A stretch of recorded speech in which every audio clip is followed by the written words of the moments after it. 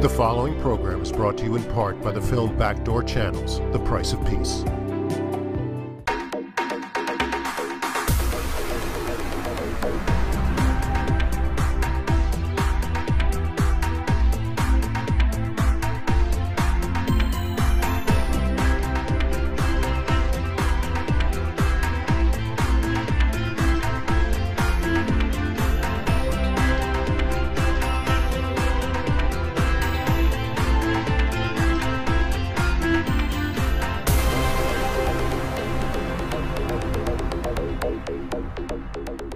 Welcome to another Leon Charney report, and the first guest is Brigitte Gabriel, who is Christian Lebanese. She's got a hell of a story.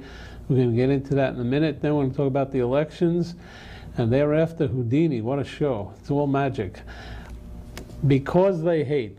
This is a fascinating story of a woman called Gabrielle, who was born in Lebanon and survived Islamic terror. Now, you've probably seen her on Fox News 100 times, right? Yes. All right? They love you on Fox News. All right, let's start. You were born where? I was born in South Lebanon, in a little town called Marjayoun. How far is that from the Israeli border? It's about 4 kilometers from the Israeli border, not that far. All right. When you were small, you knew about Israel? I knew about Israel because I used to watch television. My father owned a restaurant, and we had the first TV in town, and a lot of people would come to eat dinner at my father's restaurant and watch the evening news.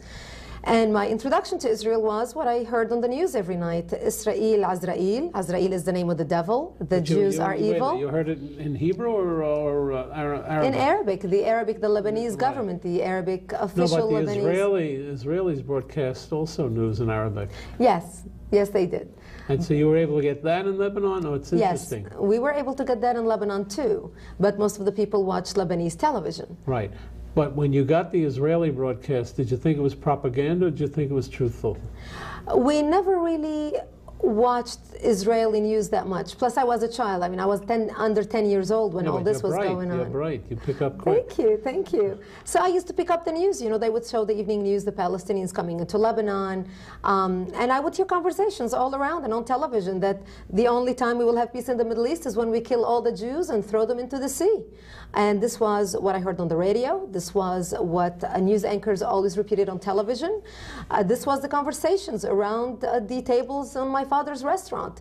That was my idea, or what I heard about Israel. In my home, I wasn't taught hate because I come from a Christian family. Right. But all around me in Lebanon, that was the teaching. The Lebanese thought if they can get closer to the Arabic world or identify with the Arabic world, it will earn them brownie point, protection in the eyes of the huge, large Muslim community that surrounded us. But that theory proved wrong, because when the killing started and when the Muslims started killing the Christians in Lebanon, it didn't make a difference if you were a leftist Christians who fought for the Islamic rights, more Islamic rights in the government, or who fought for the Palestinians. They killed all Christians if they were left or right. Are you talking about 82 when there was the war? No, I'm talking before the war. Really? I'm talking even 1975. In 1975, the Palestinians and the Muslims in Lebanon put their forces together and created an army called Jaysh Lebanon al-Arabi, the Arabic Lebanese army, and started taking over the military bases. In their attempt to take over my town, they bombed my home, bringing it down and burying me under the rubble wounded. And I ended up living in a bomb shelter from age 10 to age 17, fighting for my life. These were the Islamics? These were the Muslims, yes. If I say Jamael, you know them? You remember them? Of course I do. I met them personally in Tel Aviv at the defense office of Ezer Weitzman. There were 2 brothers, right? Yes. One was assassinated? Yes. And they were... Amin and Bashir Jumail. Right. Bashir was assassinated. Where are they? One was studying at Harvard, I remember. Is that correct? I think so. I think so. Most of the Christian Lebanese usually go to college outside of Lebanon, either the Sorbonne in France or Harvard in the United States or Oxford in England. This is part of the problem, because when the war began in Lebanon, when the Muslims declared holy war on the Christians didn't know how to fight. They were the educated ones. Right. And Israel actually took the Christian forces from Lebanon into Israel and trained them. I met General Lachad. Yes. He did the SLA, right? Southern Lebanese Army. Correct. He was the head of the South Lebanese Army. And he's now living in Paris? Haddad died, and Lahad, the second general, Lahad, you met him, yes, he's living in Paris right now. He had a bad arm. He was shot. Yeah, but that was about women, not in battle. Everybody thought he was shot because it was... No, it was actually an infiltrator, a spy that the Muslims hired, and she became very close to the family, spent a lot of time in the family, and one night she was having dinner at their home, and she was sitting closer to him than you and I are sitting, and she just pulled the gun out of her pocket and shot him in his chest. So that's a scoop, because everybody was told that this was some kind of romantic tryst. That's interesting. No, she was a spy planted, became very close friend with his wife and the children. Really? They trusted her in the house, and she assassinated him. They played dirty. Wow. What is the cause, in your opinion, of Islamic terrorism? Why? Is it the Quran, the way they read it? What is it? It is the Quran. It is the words of the Prophet Muhammad. Right, but it could be a good book too. It's how you interpret it, right? No, not really. The Quran is the Quran. We're not talking about interpretation. If you take the words of the Prophet Muhammad himself, in the beginning, when he formed Islam, he started preaching peace for the Muslims and the Christians, for the Jews and the Christians, hoping to attract the Jews and the Christians to accept him as a prophet. Then he was upset that the Jews didn't get along with him. The Jews refused him because his own people in Mecca did not accept him. He went to Medina appealing to the Jews. They refused him. And that's when all the verses in the Quran started changing. And there's a law of abrogation in the Quran. If you have two verses in the Quran that are contradicting each other, the latter verse is the true verse and wipes off the first verse. So the Quran, the Muslim followers now know that it is the law of taqiyya, which is lying. This is why when you see a lot of talking Muslim heads on American television, talking to Western audiences who are not familiar with the Quran, and they quote all the nice, wonderful verses in the Quran about the Christians and the Jews, they are not discussing under the law of taqiyya, the lie that the second verses wipe off the first verses. Who wrote the second verse?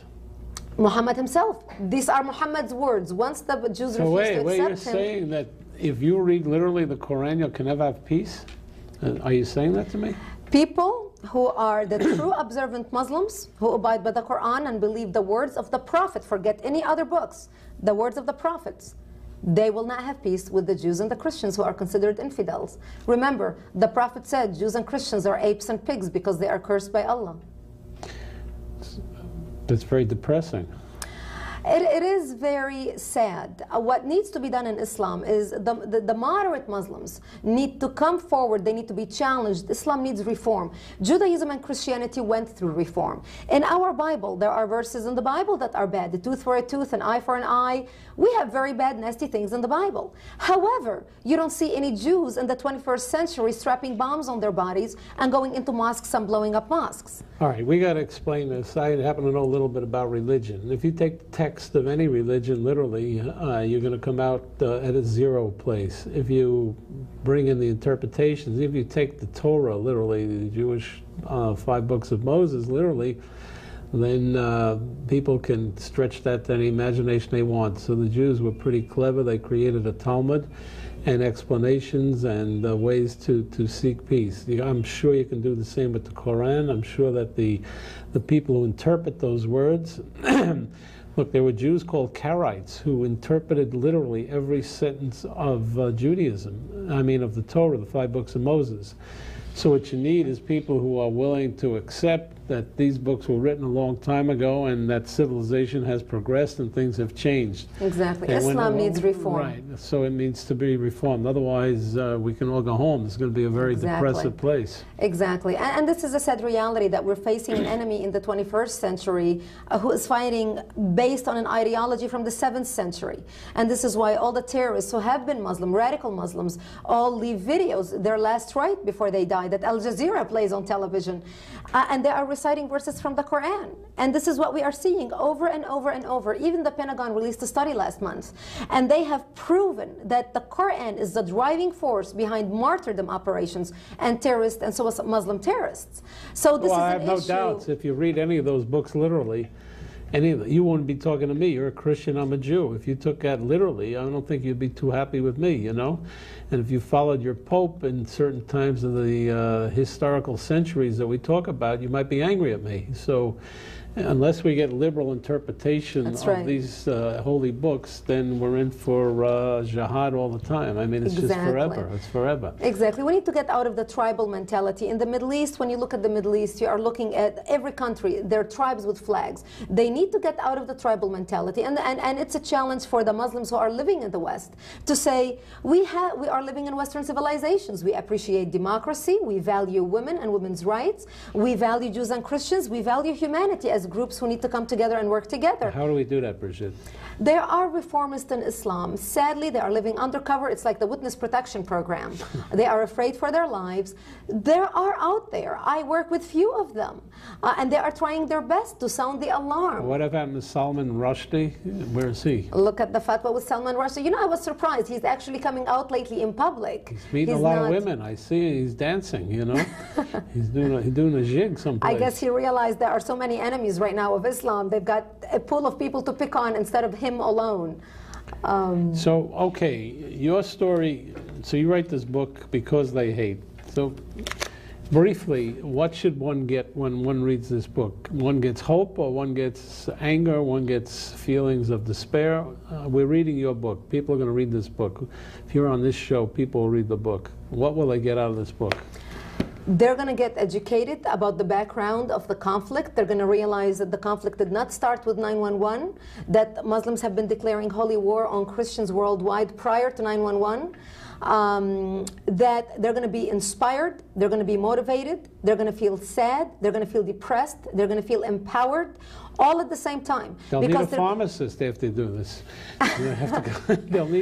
They'll need medicine. Not really, because look at me. I survived the war and I came out of it stronger than ever, and I'm here in the United States. I have attained the American dream, and I'm doing my part as a patriotic citizen to do whatever I can to change the minds of Americans who are apathetic about the situation, to get involved and make a difference.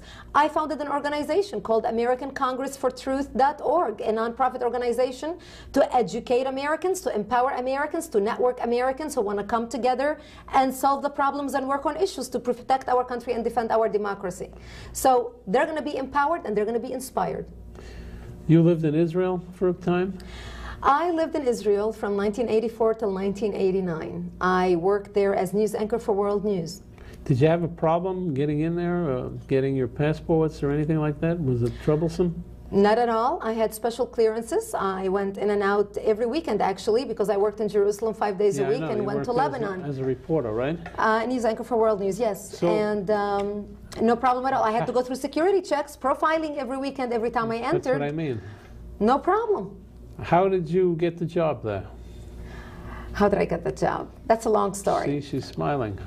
I met the bureau chief. You got time. This is not the Charlie Rose show. When you got time, tell us the story. I wanted to work in Israel, and as an only child, I wanted to provide for my family because my family had no income. My parents were old. My father lost all his life savings when our house was bombed.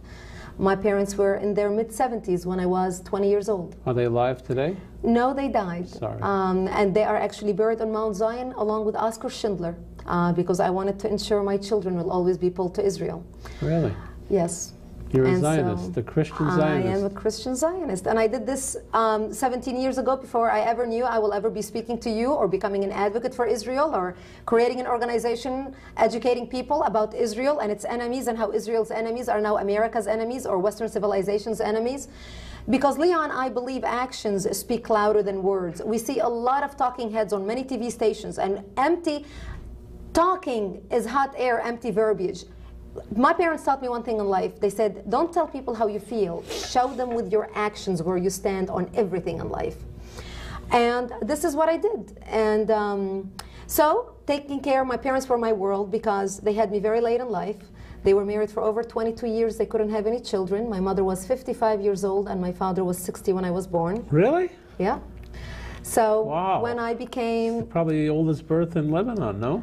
I guess, I don't know. 55 years old. My father was 60. Wow. So I had to take care of my parents. My father was a businessman, a wealthy businessman. We had real estate, but during the war, our homes were empty. Our restaurant was closed.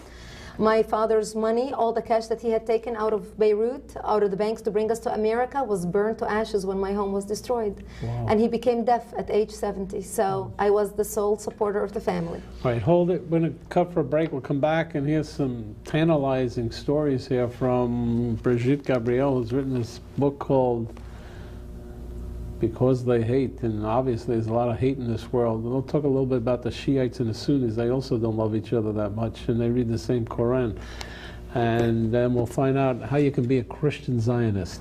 Well, it's interesting. Usually Zionists are Jews, but maybe we have an anomaly here. We'll be right back. In modern Middle East history, only one peace treaty has stood the test of time, the 1978 Camp David Accord. In the new documentary film, Backdoor Channels, The Price of Peace, learn the true story behind the greatest diplomatic achievement of our time and its lessons for the future. The price of peace is very high. To have this courageous man and my close friend killed. Winner of the Telly Award for Best Cultural Program. Now available at select stores including Barnes & Noble and online at Amazon.com. Now get the book the hit movie was based on, Leon Charney's Backdoor Channels. Learn about the backdoor channel negotiations that led to the historic 1978 Israeli-Egyptian peace treaty. Become a witness to history and order Backdoor Channels online at Amazon or Barnes & Noble. Also available at all other retailers and booksellers. Or download the audiobook at iTunes or Audible.com. Relive history. Order Backdoor Channels. We're back with Brigitte Gabriel, who's a Lebanese Christian, who is now a Christian Zionist. That's a tremendous story. We're going to get into that. She's going to tell me what the difference is between the Sunnis and the Shiites. I mean, basically, I know it's because Muhammad didn't have any male heirs, so he had to dribble down to cousins and brother-in-laws and all that. We'll get into that in a minute. Then we'll bring on Susan Del Persico, who's a Republican strategist. I think she's a Republican strategist today, too. She was yesterday. And she's going to wrap up the election for us. And after that, what else? Houdini. After the Republican election, you got to talk with Houdini. These are two fellows who wrote a book about Houdini, and they claim that Houdini was a spy for the United States. Pretty interesting. Brigitte, you're a powerful, peripatetic lady with a lot of energy. Thank you. And I haven't met that many Christian Zionists, so tell me what a Christian Zionist is. Is that a lover of Israel? Yes, I love Israel, and I want to talk about Israel from I'm not a born-again Christian. I was born into the Christian faith. I'm a Maronite Lebanese. As a civilized human being, remove all religion out of it, as a civilized human being who is well-educated and well-informed, how can I not take the side of Israel in spite of everything that's going on around them? Look what Israel has contributed to the world in medicine, in technology, in humanity, in humanitarian aid. When the earthquake happened in Iran 2 years ago, it was Israel who first offered to send the humanitarian aid and help to the enemy that now is talking about wiping Israel off the map. It was Iran who rejected Israel. So how can I, as a civilized human being, not love Israel and appreciate what these people have contributed and what they have created in a very short period of time? In 50 years, they have created one of the best countries in the world, an oasis in the middle of the desert in the Middle East. This is where I view Israel. And I respect and love the Jews, not only because they helped me and saved my mother's life when my mother was wounded and I ended up spending 22 days in a hospital in Israel. Which one? Zafat Hospital. It's Tzfat. Tzfat. And my mother... It's a very holy place, Tzfat. Yes, it is. And I'll never forget, my mother, they brought her into the emergency room to treat her. And there were hundreds of people wounded on the floor. There were Muslim militia brought in from Lebanon, Palestinian terrorists brought in from Lebanon, Christians and Israelis. The doctors treated everyone according to their injury. They did not see religion. They did not see political affiliation. They did not see nationality. They saw people in need and they helped. The doctor treated my mother before he treated the Israeli soldier laying next to her because her injury was more severe. I spent 3 weeks in that hospital. Those weeks changed the way I look at information. I evaluate information. I realized the Arabic world is fed a lie by its government about the Jews that was so far from reality. And I vowed that one day I will go back to Israel and work in Israel, because these people had values. I experienced the human compassion at that hospital and civilization that I knew my country would not be able to show their enemy in their most trying moments. Do you ever go back to Lebanon, by the way? No. Do you have any relatives there? I have distant relatives, but because Where of the were you war, educated? in Lebanon, Really? in the bomb shelter. Education is very important to No, Christians. where'd you go to university? Not in a bomb shelter. I never went to university. I self-educated myself. Really? And I learned English watching television in my bomb shelter and writing subtitles on my arm. I never studied English at school. Really? Yes, and I was able to write a book and sit here with you in New York and communicate. It's pretty impressive. Goes to show you, where there is a will, there's a way. You sure you don't have Jewish blood? I have Lebanese Christian Phoenician blood. Remember, we all come back from the same I got to place. tell you that I got a few calls, aside from Milton Miller, who's my assistant producer from time to time, from a couple of Israelis who said they heard you speak someplace, and they asked that I bring you onto the show, and I said I already had you booked for the show. Have the Israeli government been in touch with you at all? The foreign ministry people? No, No? no, no. Haven't you heard that Israelis are bad at PR? You know, so they, it's really sad. No, they have not. Really? They have not. And I would love to work with the Israeli government. I think I can make the case for Israel as a Lebanese, as a non-Jew, much more effective than a Jewish person can make it. Because if you and I say the same words, people look at you and say, well, he's Jewish, of course he loves Israel. But when it comes from somebody who's a Lebanese, who was raised in a society that hated the Jews, that taught hatred against the Jews, and then I ended up going to Israel and working in Israel as news anchor for World News. I didn't have any job cleaning, you know, or any small job. I never felt discriminated against. I was never treated as a second-class citizen. I was treated with the utmost respect, even when I went to the Ministry of Interior to get a license to bury my parents in Jerusalem. Do you still practice Christianity? No. So why don't you convert? It'll be easier. You know, I tried to convert in Jerusalem twice, and they kicked me out of the temple. Why? Because they make it very tough on anyone who wants to convert. Go see the Hartman Institute in Jerusalem. They'll help you. Well, you know, I am more effective as a non-Jew, as a Christian speaking up for Israel, so maybe it was meant to be, you know, it was b'sheret. Yeah, but we need you, because Jews give 10% of their income away, and the way you're going, you're going to have a lot of income. From your mouth to God's ear. So you got to help fund We it. have a lot of good things to do with the income that can come. There's a lot of things that need to be fixed in this world. All right, Sunnis and Shiites, why are they fighting each other? Oh, Sunnis and Shiites, like you mentioned earlier in the show, because Muhammad didn't have any ears, and it was to who's going to pass the baton, basically. And so the Sunnis, Muhammad, you know, Ali came, and Ali, who is the Shiite leader, and Ali believes he is the one who was given the baton to pass, and the Sunnis do not agree with that. However, that's just a little minute religious difference. They fight with each other like tooth and nails, like die-hard enemies. But when it comes to them fighting against the enemy, they will come together as one, no matter what enemies they are within each other, to fight the infidel. And the perfect example is this latest war between Hezbollah and Israel and Gaza. Gaza in the Palestinian territory, the Hamas in Gaza, Hamas are Sunnis. Right. Hezbollah and Lebanon are Shiites. But they got together. They got together as one to fight Israel. And this is a message that the West truly needs to understand. We should not put them in different compartments and say the Sunnis and the Shiites are not getting along, and therefore maybe we can get in and they'll be our friends. Don't kid yourself. We cannot kid ourselves. They both will come together as one to fight us as infidels, no matter what the issue. When the things boil down to life and death, it's them against us. And what about Iran? Iran is a huge danger. Iran right now is basically behind all the insurgency in Iraq. It is Iran who is financing and supporting Hezbollah. Hezbollah developed the IED, the side road explosives that now they are using against our troops in Iraq and Afghanistan, sent to Iraq via Syria through Lebanon. Iran right now is eyeing Iraq. Iran has had its eyes on Iraq for the last 20 years. Remember, them and Iran and Saddam Hussein have been fighting in a race for nuclear development technology. Right now, if we withdraw the troops out of Iraq, and this is exactly what Iran is looking at, they're rejoicing that the Democrats were elected. Iran, if we withdraw our troops, and I hope that the Democrats would never come to such a very ill-informed decision. Well, we'll ask Susan when she comes on. That's right.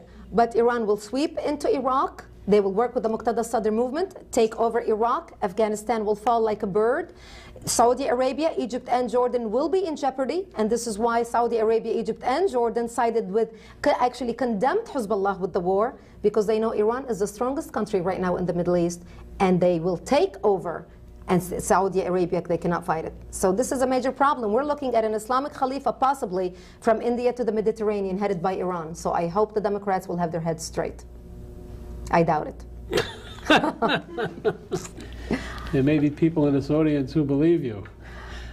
If I were a neophyte and I didn't know much about Islamic fundamentalism or Islam, period, what book would I read aside from your book? How would I get a good basic understanding of Islam? A lot of Americans don't know. The Politically Incorrect Guide to Islam by Robert Spencer. It was released last year. You can find it on Amazon.com. And Robert Spencer just released a new book titled The Truth About Muhammad. And it's about the life of Muhammad and what Muhammad taught and how Muhammad led by example. Because remember, the Muslims look at Muhammad as the Al-Insan Al-Kamil, the perfect man, the man to follow as the example. So he studies, he points out in the book how Muhammad lived as a warrior, how he fought, what he taught, and why Muslims all throughout the world emulate him. All right, we're running out of time. Brigitte, it's a pleasure to hear you. Tell me the truth. You're going to celebrate Hanukkah or Christmas this year? Actually, we always celebrate Hanukkah. We invite all our Jewish friends, and we have a Hanukkah party, and then we have a Christmas party. I'm confounded here. So you're half Jewish? There are people who say that if you take the culture of Judaism, you become Jewish. By the way, you don't have to convert. There are people who say that. Then I'm a proud honorary Jew. 50 rabbis will call me now and email me, say, what am I, nuts? But there is some people who say that today. So you're... Then I can proudly say I'm an honorary Jew. Really? All right. Pleasure to have you, Brigitte. Thank you very much. Good luck with the book. Thank you. And you proved that you don't have to go to college to learn how to speak. We'll be right back and talk to Susan Del Persico, who is going to tell us why the Republicans lost, why Rumfeld, they had a great headline in the Post today, I think said Rumfeld, why he went out, and what happened. I mean, she'll give us the insight about George Bush and the Republicans. Thereafter, we'll talk about Houdini. What a show. We'll be right back. Get best-selling author Leon Charney's latest book, The Battle of the Two Talmuds. Join Charney as he explores years of Jewish history to find out why and how Talmudic scholars and rabbis abandoned the Holy Land for the lands of the diaspora. Learn about the power struggles behind the creation of the Jerusalem and Babylonian Talmuds. It's a book critics call engaging and enlightening, a book which will be of interest to people of every faith. Now available at Amazon and Barnes & Noble, or download the audiobook of The Battle of the Two Talmuds at iTunes or Audible.com. Leon Charney sets out to discover the true meaning of the Kaddish, the Jewish custom of reciting a prayer to commemorate the death of a close relative. Join Charney as he finds out the history of the Kaddish and how it has evolved. Reviewed as a refreshing walk through Jewish history and a book that deserves to be read by both Jews and non-Jews, The Mystery of the Kaddish is now available online at Amazon, Barnes & Noble, and all other retailers and booksellers. Or download the audiobook at Audible.com or on iTunes. Discover the mystery of the Kaddish. All right, we know what a Christian Zionist now is. Now we're going to feel what it's like to talk to a Republican strategist the day after the election. Literally, we're talking on a Thursday, and Republicans lost everything on Tuesday night or Wednesday morning. And with us is Susan Del Percio, who is a Republican strategist and worked for the wrong side, I guess. What is going to happen now, by the way, in New York? You have a Democratic governor, and you still have a Senate that's Republican, right? Yes. Does that help? Well, it certainly kind of keeps everyone in check, that's for sure. And I think what we'll see is, Eliot Spitzer has a challenge. He said things were going to change. He has a Senate and an Senate and Assembly that is entrenched in old ways in a lot of ways. So he's got a challenge there. But it'll be interesting to see what he does. Why did George Bush wait till the day after the election to really fire Rumsfeld? Do you have any idea about that? I don't know why. There's two ways of looking at it. One, he's loyal to the end. Two, he could use it as the people have spoken, and now it gives him a way to gracefully let him go. if you will. So I think that's true. The people have spoken. And the other thing is it was actually a great day to do it because it took a lot of the press away from the Democrats and what would have been their day to glory. Made a headline. Absolutely. You think that was planned by his boys? I would think so. They're very smart people. What happens to Karl Rove now? I mean, one thing that Bush has proven is that he is extremely loyal to his people. So I think he'll stay where he is. But Rove, he's a young guy. He's going to still do Republican mechanical elections, right? Of course. I mean, well, I shouldn't say of course. I don't know that for a fact, but he certainly has a long time. Yeah, he'll be in the party politics for a long time if he chooses. Did you use a lot of Kleenex the night the Republicans on Tuesday night? Were you crying? Well, you know, you said I was on the wrong side. I would say I was on the losing side, not necessarily the wrong side. And I mean, a lot of people expected to see the House go. I was surprised that it went with such a margin. And the Senate, I thought, would hold, and I was wrong, proven wrong today. But it's a challenging time. It's also, you know, be careful what you wish for on the Democratic side, because now they're really going to have to put up a lot of ideas and a lot of, and they can no longer use the excuse that we have no power to do things, and they do, and now they're going to have to work with this president. All right, you were handling, what's his name, Faso? John Faso, yes. Were the Republicans in Washington in touch with you on the race? Did they help you at all? Not so much, no. It was pretty, you know, the polls and everything had indicated that Eliot Spitzer was going to win. The Washington, as well as a lot of other groups, tend to go where they think there are going to be more competitive races. Are you, is Washington in touch with you generally? Are you in touch with all the Republican strategists? And I know some of them. I don't know. There's actually a lot of us. People would be surprised. Not in New York City, they wouldn't expect it, but... No, they always see these two blonde women on television. What's her name? Ann Coulter? Oh, yes. She's not a strategist, right? She's a talker. More of a commentator. She's a commentator, yeah. And there's another one who does a radio show. Laura Ingraham? Yes. And there's also, well, Kellyanne Conway, a Republican who does fantastic work as a strategist. And she's in touch with you sometimes? Yeah, we often... Where is Janine Pirot today? I don't know where she is, but she lost pretty heavily, huh? She did, more so I think than anyone was expecting. She had a tough go of it. It was a tough year to be a Republican. There is no doubt. There's no way you can. But you knew that all the time. Of course, and it was a tough year because it was a year of action against something, not for something. Let me tell you something to the public. I worked for Senator Vance Hartke in Indiana, and he ran against Richard Lugar. I knew 6 days before the end of the election that the race was long. They know, the people know. I worked with Jimmy Carter in 1980, and we knew that we had lost the election 2 days before. They really know. So when they come out and say, we're going to win, we're going to do it, it's just to rev up the troops. But basically, those polls come in pretty close, and they don't tell you the real inside polls. I've been on the inside. I've seen this stuff. But you have to do it because there's an election. There's not a correlation. You got to keep the people pumped up. But the insiders really know the truth. Yes. I guarantee you, Karl Rove, he knew exactly what was going to happen. I can guarantee that for you. And the White House knew exactly what was going to happen. Maybe they were praying. Of course, they were hoping maybe a couple here or there, but they clearly saw it. As George Bush said, they knew they were going to take a thumping. What's going to happen? You know Pataki? Yes. What's he going to do? Well, right now he's setting up to look towards the presidency in 2008. So he's going to go out and shake a lot of hands. You're going to work. Wait, you worked for Rudy Giuliani at one time, right? I did. I was in the Giuliani administration. What did you do there? I was a deputy commissioner at the Taxi and Limousine Commission, and then also on the side did some political work. Did you get any free Oh no. All right. So where did you go to school? I went to Emerson College in Boston. That's communication school, yeah, right? I actually have a degree that fits my profession, political communication. Wow. Go figure. All right, so you work for, are you in touch? Is Rudy going to run for president? I think he's going to let everyone know his final decision when he makes it. I don't think he's decided yet. Do you talk to him sometimes? I've seen him from time to time. I'm not particularly close with him. I know his staff, people at the staff level. Who's his chief? Political person is Tony Carbonetti. And all his deputy mayors, I used to know them. Randy Mastro, Tony Coles, are they still involved? You don't know? Yeah, I mean, we saw Joe Loder at an event recently, and Tony Coles as well. You believe that Giuliani can win a national election in this country? Of course. I mean, even looking at something as interesting as having New York in play potentially. I mean, talk about the bluest of blue states all of a sudden for a presidential for the first time in gosh, 28 years, you're going to have a shot at putting New York in play. You want my advice? Sure. Back Bloomberg. He's been a fantastic man. I think he'd be a great candidate for, he's a Republican.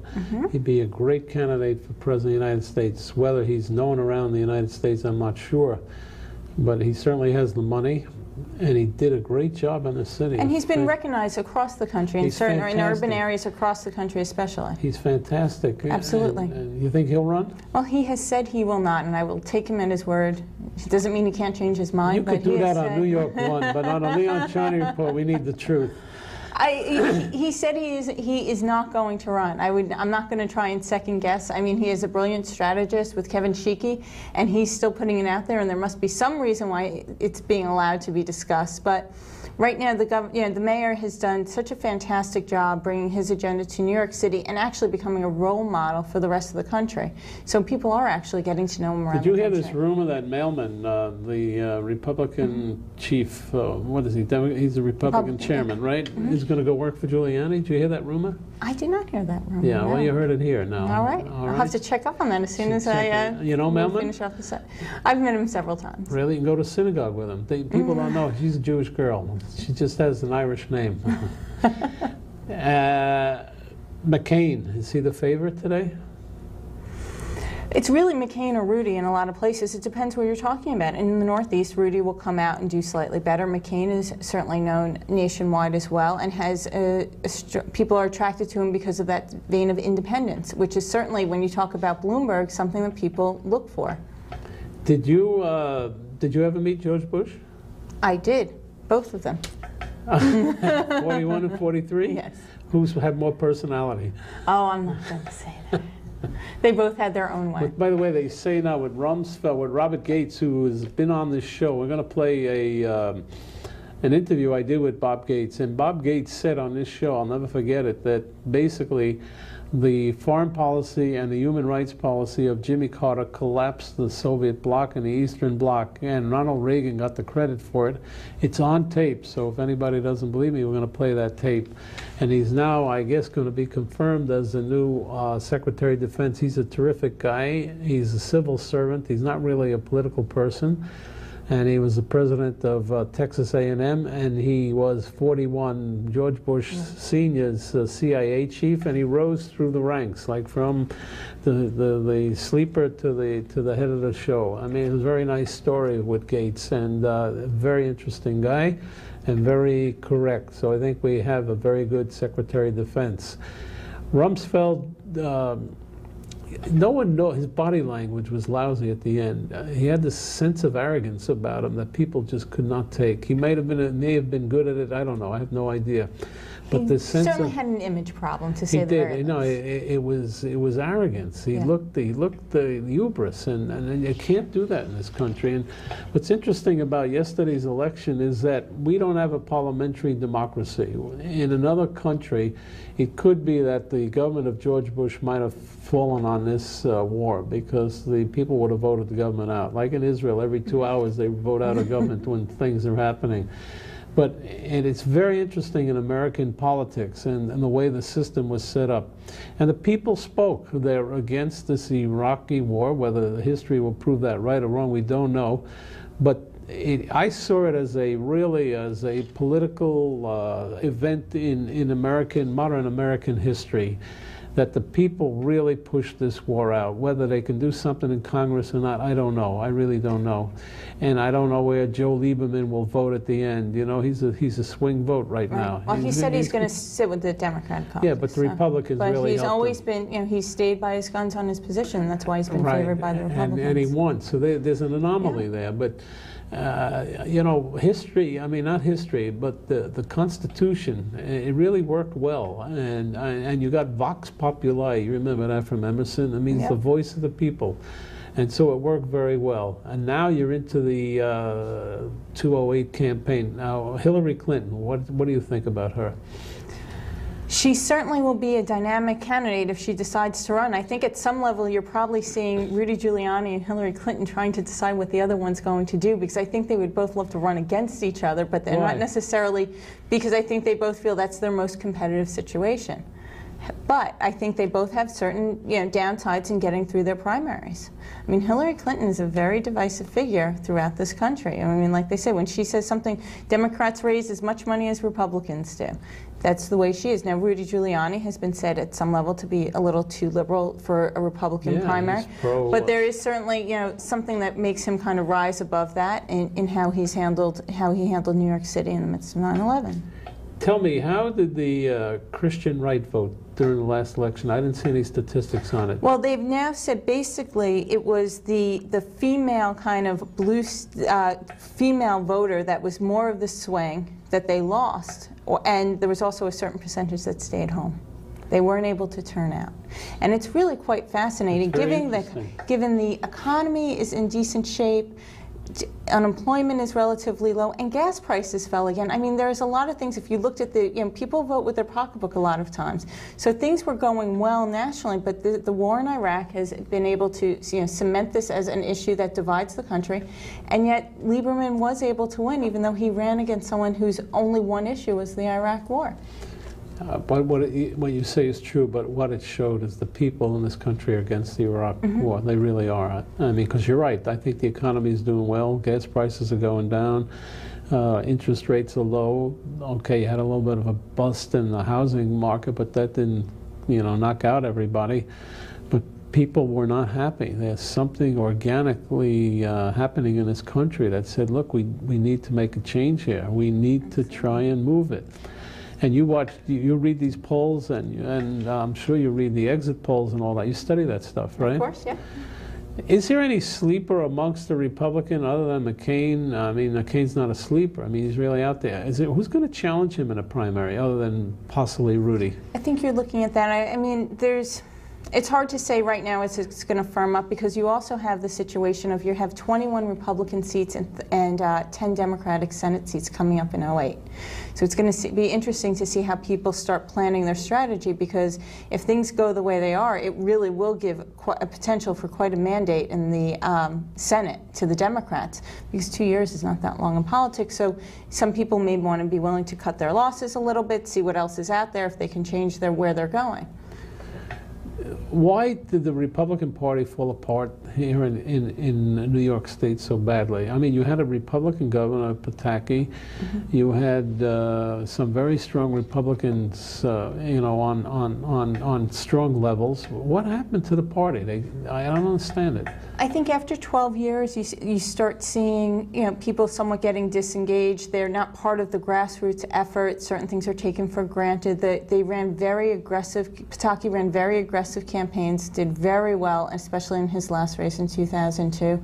And there was very little effort to really mobilize the ground troops. And actually, that's how John Faso was able to get the nomination of the party when he was facing a primary. He was the outsider of the party, actually. He was not the chosen one. And he went down to the grassroots, and to bring back the party to be at least competitive and have competitiveness in New York State, we're really going to have to focus on going to the grassroots level and getting them energized. All right. At Emerson, your major was political communication. Your minor was psychology, shrinking, let's assume. It was. See that? I never knew that. We never met, so that's really extemporaneous. When guys like Faso know that basically you're not going to win, what drives these guys? Is there collateral benefits that come after that? Name recognition? What was the name of the fellow who ran against Hillary for the first time? Spencer? John Spencer? No. The first election. Rick Lazio. Yeah, where is Rick Lazio? I believe at J.P. Morgan. It's probably partners with D'Amato and some kind of investment banking. But nobody even remembers the name. But what makes these people psychologically go when they know basically, and people knew that Hillary Clinton was going to win? What do you think? I mean, it's an interesting... Well, the Lazio race was actually a lot more competitive and in a much different way. I agree. So if you fast forward to 2006, I mean, I can tell you what I saw with John Faso. Right, it was duty and honor, and people who know John for a long time know that about him. Is he a West Point? No, but he believes so much in the process. It's one of the reasons why he didn't run a tricky kind of campaign. He ran on issues. No one ever said he was not qualified. They said Spitzer was their choice. So I think in some cases it's a matter of doing what's right. He also fought for this nomination, and when you fight like that, you owe something to people, and that's the way I agree he handled it. And that was his choice. You see other people who Did he do get funding, by the way? Did he get? No, we were spent basically 10 to 1. 10 to 1. 10 to 1. Wow. Just about. And Janine Perot, I met her fundraiser, by the way, and she was doing okay on fundraising. Yeah, she was great. She had, she was very aggressive. She was out there. A lot of things changed the dynamics in the last weeks. Obviously, the leak of a federal investigation, which I think she handled quite well. But then also, Alan Hevesy took over the news cycle, so there was really absolutely no political news. What do you think will happen with Hevesy? I mean, it's just you and I are just speculating. Well, I think at this point he probably will not take the oath of office. Really? Yes. He won't, to resign and then leave that opening in a small period. Keep his pension? Yeah, yes, because that goes, you can't take away. I think Spitzer, who's his third pension, by the way. Wow. Mr. Clean, I know Hevesy, he made a mistake, and unfortunately if the ethics committee come against you, Spitzer I don't think can keep him in his government if that's a stain on, if Spitzer wants to come and be Mr. Clean, clean up Albany, clean up everything, and maybe personally he'd like to help Hevesy, but I think he's structuring himself maybe for greater things in life. I'm not sure that he can hold them. And even his former colleagues in the Democratic-controlled Assembly can't afford to go down that road because everyone's saying we need reform in Albany. Alan Hevesy staying on is exactly the wrong message, so I think rather than having to be voted out, he will simply not take the oath of office. Susan, fun to have you on the show. Guess who the most popular Republican in the United States is today? Go ahead. Schwarzenegger. This is true, yeah. Right? And he can't run for president. Nice to see you. Come back and tell us when the Republicans are going to start winning. I think they got about a year to stretch it out. We'll be right back with Houdini. Don't leave. Available now over iTunes, Amazon, and Google Play. Leon Charney's cantorial CD and Disco Lam. Listen as Charney movingly sings El Mole Rachamim and Charney's amazing rendition of a disco remix of Adon Olam, all sung in the incredible and individual Charney style. Also listen to the CDs on Rhapsody. Download Leon Charney's cantorial songs and Disco Lam, the disco remix of Adon Olam on Amazon, iTunes, and Google Play. Or listen in on Rhapsody. All available now. I want to welcome William Kalush and Larry Sloman on my show, and they have written a fantastic book called The Secret Life of Houdini. A lot of people think that Houdini is just probably a noun for magic, but it really was a person, and a fascinating person. These two fellows have really discovered the secret behind Houdini, and in it they say or claim that he was a spy for whom, Larry? Well, actually, we have definitive proof that he was a spy, that he was doing spying for the English government, working with an inspector at Scotland Yard. We also surmise from the research we've done that even before that, he was doing some work for the U.S. Secret Service, and probably doing work for a group called the International Association of Chiefs of Police. Right. Give me his brief background. He was born in Hungary. He was born in Budapest. His name was? Eric Weiss, son of a Hungarian lawyer who then emigrated to the U.S. for no reason that we're aware of. And there wasn't any call for Hungarian lawyers in Appleton, Wisconsin, where he ended up.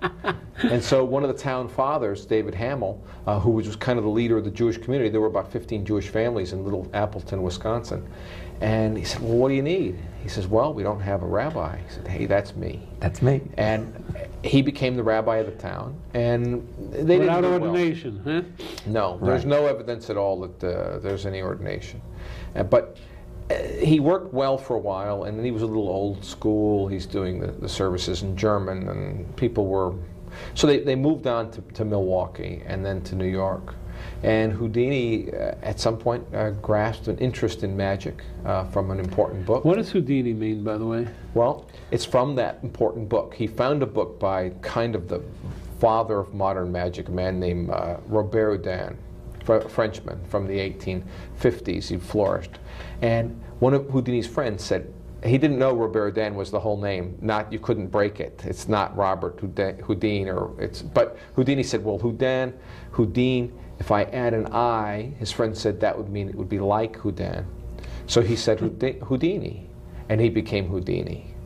And that's and then of course that he wasn't a success overnight. He struggled and struggled and struggled. What attracted you to Houdini? Well, I did the 2 books with Howard Stern, Private Parts of Miss America, and after that I got all these offers to do other celebrity books, and there was nothing. Did they make a movie on that book too? Sure, Private Parts was a big movie. So how come you don't dress better? Because I'm Ratso. That's my nickname. So big hit, that book, and the film was a great hit. Right. And so then I got a lot of offers to do other celebrity books, but nothing appealed to me until I saw this young kid on TV who was frozen in a block of ice in Times Square, and that was of course David Blaine, who's a lot of people think is the latter-day Houdini. So Blaine and I did a book together. First thing Blaine says to me is, you got to work with this guy Kalush because he has the greatest magic library in the world, and a very intelligent guy when it comes to the whole thing about magic. So we started doing that. We did a chapter on Houdini, and I was a layman. I didn't really know the magic world. I read all the books on Houdini, and I said to him, something doesn't compute. The guy is struggling. He finally starts making it big, making the equivalent of $40,000 a week, and then he leaves the United States to go to England with no bookings. Why did he do that? And Bill said, that's a good question. Bill, how did you get into? Well, you always liked magic? I've been involved in magic since I was a kid. My you dad look like was a gambler. Magician, by the way. Is that good or bad? It's good. Okay. Then I'll accept. Are you that. married? No. That's magic. Yeah. I've been involved in magic at some level my whole life. I've been a sleight of hand guy and a history buff. You guys should write a book about Joe Franklin, I'm telling you. That's your next subject. Why not? I was on a Joe Franklin show probably as many times as Sally Kirkland. Well, he's a good friend of mine, and he's a great one of the most interesting show business characters you'll ever meet. Definitely. Unbelievable. And he would love what you do. Well, it's an amazing thing. I'm buried in the history of magic. I'm fascinated by the men that did all these things, and the women too. And I had a teacher in, I think it was middle school when I was a kid, who said anybody interested should really read a book in the library. We have one book in the library about Houdini, and I read it. Really? And I was enthralled by the guy. I remember thinking, I idolized him. He became a hero. I never thought I'd read, and he didn't remain an iconic hero for my whole life. But in studying Houdini, we found this letter where he was being accused of being a spy, and we don't know the exact date of it. And I thought, that's interesting. If he were a spy, it would account for all sorts of the strange things that he did. So we started digging, and with modern tools, with search engines and newspaper search engines, we built our own magic search engine at the Conjuring Arts Research Center. What we did is we started isolating all the people that we knew had been in contact with him and tried to find out more about their lives. And we hit a couple that were gigantic, like the chief of the Secret Service, just before Houdini becomes a success. How did they get him, though? How did they enlist him? How'd they enlist him? Yeah. Well, he was failing, and they had the means in his business to help him along. And so we think there was a little bit of a quid pro quo. The chief of the Secret Service, turns out, the first time the U.S. used foreign espionage, the brand new chief was from Chicago. What year was that? 1898. His name was John Wilkie, and he was a sleight-of-hand magician. And he wrote in the papers, we found these, nobody's ever reported this before, that he used magicians as agents for the Secret Service. It's pretty smart, by the way. It's very smart. And we started overlaying Houdini's career path that early on with what the Secret Service and what Wilkie was doing, and we saw a lot. You two guys are a story. It's fascinating. Where'd you go to school? I went to Michigan State University. And I'm a Michigan boy. I went to Queens College. It's fascinating, and the two of you met only because of this book. Exactly. Right. And all you do is write? Is that all you do? No. I'm a businessman as well, but what I've been spending my time the last few years doing is I started a nonprofit magic library. We're fully staffed. Wow. Midtown Manhattan, we've got 5 librarians, and we're digitizing and collecting. We've got books that go back to the 1490s. And Larry, what do you do? Write full-time? Oh, yeah, sure. And well, Howard Stern, to write with him probably was a... Everyone. Can this be filmed? It could be an amazing film. We've already gotten a lot of interest. A lot of people are calling, yeah. I would think so. Yeah, but it is a whole, the end of his life when he gets into a battle with the spiritualists, and the spiritualists are led by Sir Arthur Conan Doyle. And Conan Doyle is, the guy who created the most rational character in literature, Sherlock Holmes, is a raving fanatic, thinking that he's getting messages from a 3,000-year-old spirit entity that the world is coming to an end and he's the new Messiah. We had enough with Shabtai Tzvi, right? You remember him? The old Messiah. That's the Jewish Messiah. It was a false Messiah. He wound up converting to Christianity. The Messiah of the Jews wound up in Islam in Turkey. They made him convert. Really? Another Houdini. Yeah. But he was a wild man. He had... Well, you have Shabtai still today. There's people who still follow him because during the period of... It was a very oppressive time for the Jewish people, and they needed a Messiah to bring them out of all this sorrow and sorross that they were going through. So they needed a Houdini, basically. And Gershom Scholem wrote a great book about him. Right. That's about 900 pages. Well, he was. Houdini, when we chart this isn't just about him being a spy or about the whole kind of plot against him. Was he married, by the way? He was. Yes. The same woman, children? his whole life, no children. And he... it's always been thought that he was very faithful. 10 years ago, another Houdini scholar, Kenneth Silverman, found out that he'd had an affair with Jack London's wife after Jack London had died. But then when we started digging, knowing that that was possible, we found multiple circumstances where he was having affairs with various women. Just take a look at the back picture. Does that look like a guy who's not having fun? It seems to me that all these high intellectual people who are... They can't stay with one person. I mean, there's something in it. I mean, his wife was a Einstein, they say, had a lot of ladies. I don't know if it's true or not. I don't know. I wouldn't be surprised. When you're a cultural icon, that's attractive to women. He was one of the first movie stars. Houdini was huge. All right, we got to bring you guys back. We're running out of time. I'm sorry you came on after Republicans took a devastating collapse and Rumsfeld was felled. But this is a fascinating story. Going to bring you back. I'm sure you'll be #1 on the New York Times bestseller, if not the Los Angeles Times bestseller. It's Houdini, The Secret Life and the Making America's First Superhero. It's a great book by two very interesting men. So if you get a chance, study Houdini. We'll see you next week, and we'll tell you what's going on in the Middle East. We'll put the Middle East together with the new government in the United States and see how that's going to affect everybody, including Omar Kandi Rice, and I guess maybe the president of Israel, who's still under allegation of maybe having an affair, which was not so correct. We'll fill you next week.